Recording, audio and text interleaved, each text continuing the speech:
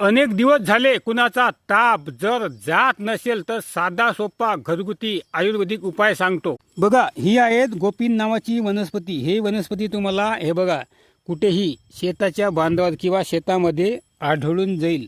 तर याचा उपयोग कसा करायचा सांगतो पहा।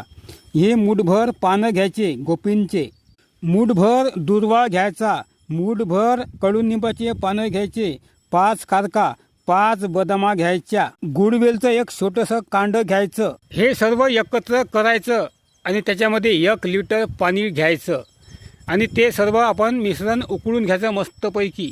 जेव्हा पाव लिटर पाणी शिल्लक राहते तेव्हा ते खाली उतरवून घ्यायचं आणि सकाळ संध्याकाळ 1-1 कप किंवा अर्धा कप प्यायचं। तुमचा कसाही ताप असेल तर यानं उतरतो। आवडल्यास लाईक करा, कमेंट करा, चॅनलला सबस्क्राईब करा। नमस्कार।